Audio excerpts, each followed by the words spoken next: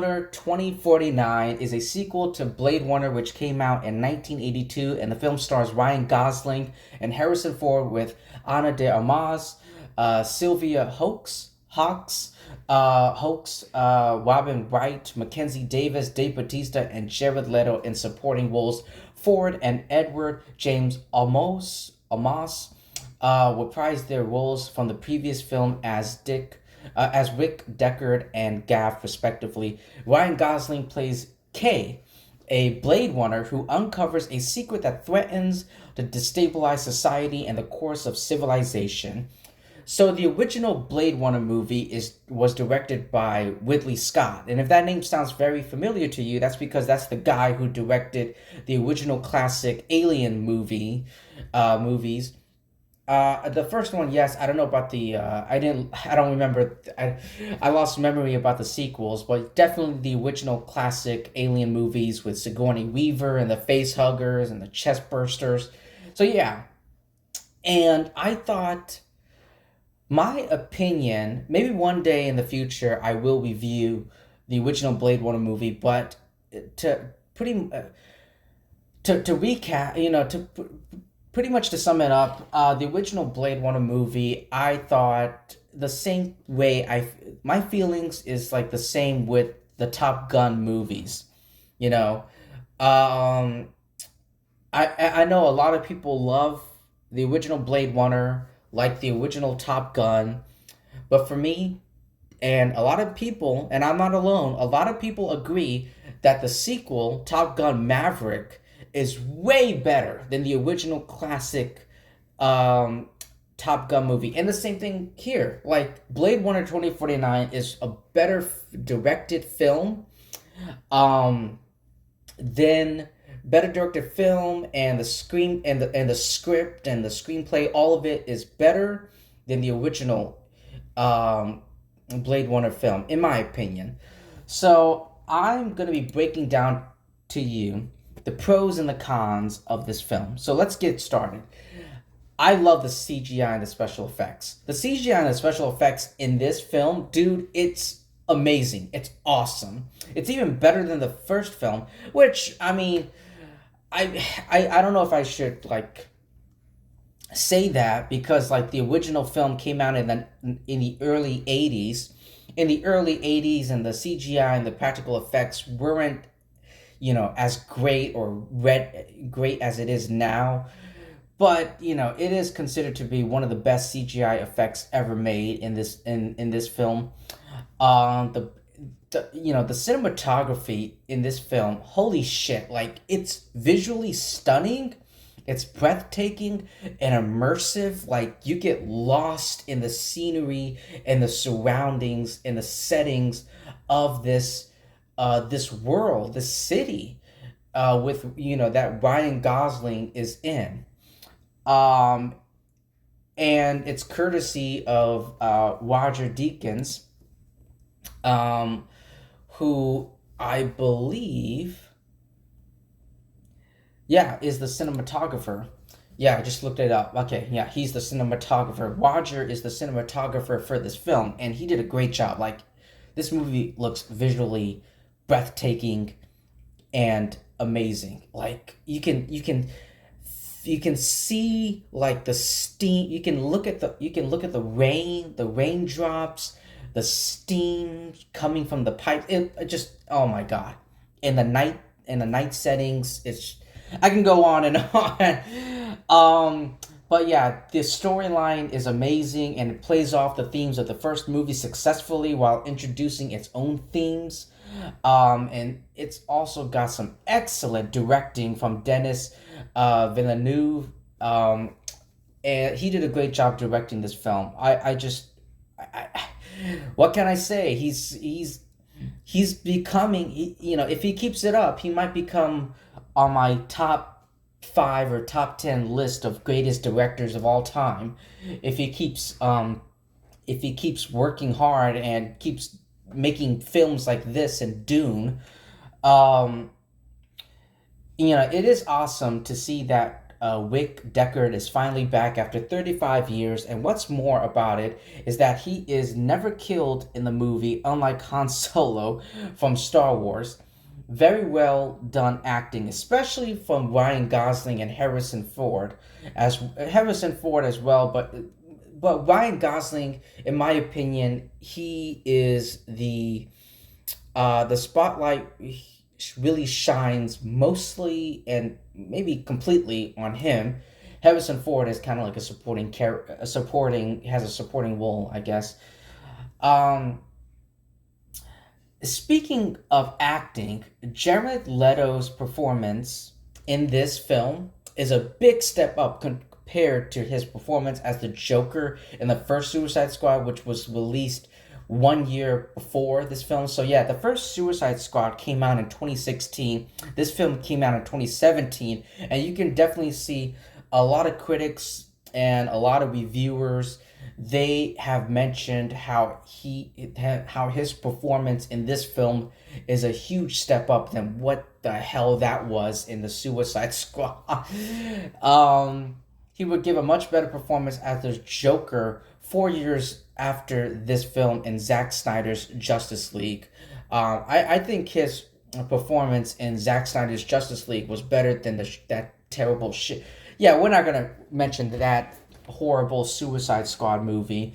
Um, and there are a lot of great action scenes in this film, especially the final battle as well. There's nice characterization, especially for Kay or slash Joe himself.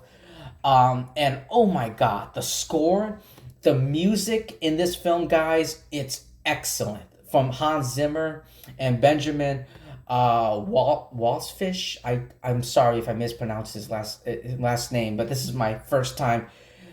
This is my first time getting being exposed to him because I don't know who this guy is, but I like he.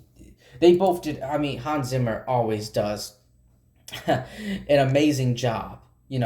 Hans Zimmer always does an amazing job with a soundtrack. It's excellent. Both of them, both Benjamin and Han, did a great job with the soundtrack. It's excellent, and it succeeds at being a successor to the the uh, the original soundtrack in the first film.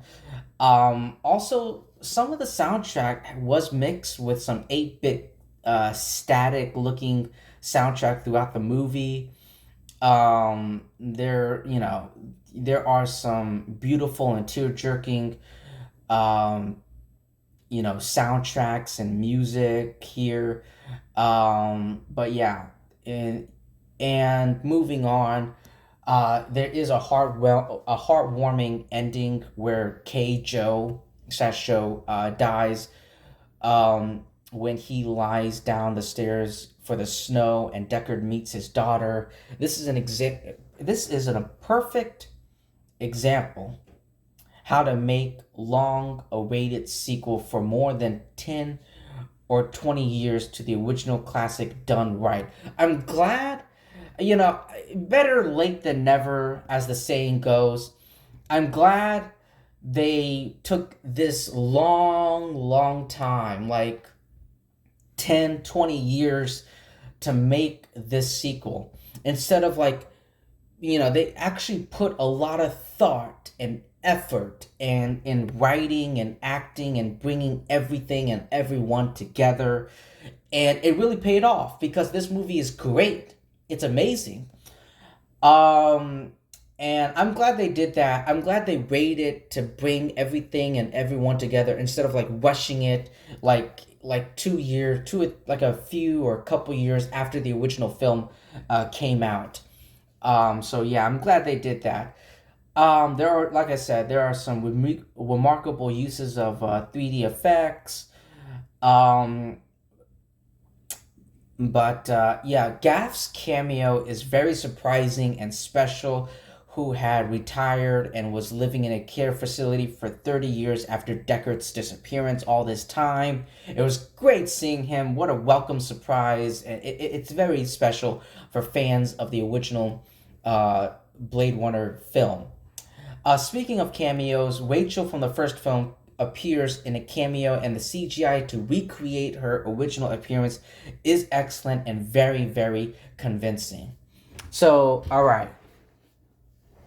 So now we dive into, you know, there are a few things, there are some few negatives, some flaws that I would like to address. Many people find the movie way too long, with the runtime being at 163 minutes. Even Ridley Scott, the director of the original film, feels that he directed this sequel. He would have made it shorter to reduce the slow pacing, and that is one of the issues with this film. I did feel like the pacing for this film was very slow, at not too long, not too much, but it definitely, I don't know about you, but for me, I definitely felt that effect at certain moments here and there. But yeah, it's not a huge deal. Not that big of a deal. But yes, there are some product placements that can be seen in the movie, like Coca-Cola and Atari, for example, etc. Um, but there is a behind-the-scenes book, The Art and the Soul of Blade Runner 2049, which explained why it was necessary to include these product placement. But I just, I even though I looked it up, even though I looked at that book, The Art and the Soul of Blade Runner 2049, even though I looked at it and I read it, I still couldn't help shake it off. I could not shake off the product placement. It was very visible and very noticeable, and it was, I'll be honest, it was stuck on my mind, and I couldn't stop thinking about it. But yeah, there are some and also one last thing is that there is some false advertising. The trailers for the film make it look as though Rick Deckard will once again be the main character, though in the actual film he doesn't appear on screen until 1 hour and 45 minutes into the film. 1 hour, he doesn't appear on screen until 1 hour and 45 minutes into the film, I repeat.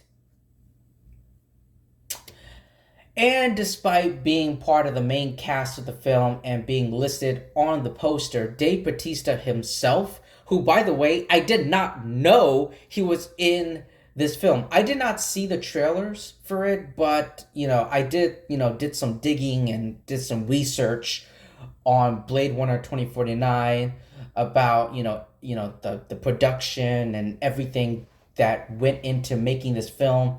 Even though I stayed away from the trailers, I didn't know Dave Bautista was in this film. So when he appeared, I was I was like shocked and surprised to see him. But it was a pleasant shock and surprise, even though he appeared in one scene, which is at the beginning of the film. But yeah.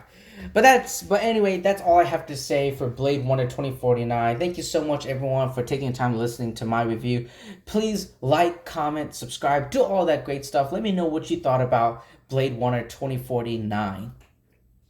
Yeah, like and subscribe, especially subscribe, because when you subscribe to my YouTube channel, you'll be helping my YouTube channel by a bunch, by tons, by hundreds. And I appreciate it. I would love it if you do that. And yeah, I'll see all of you in my next video. Peace.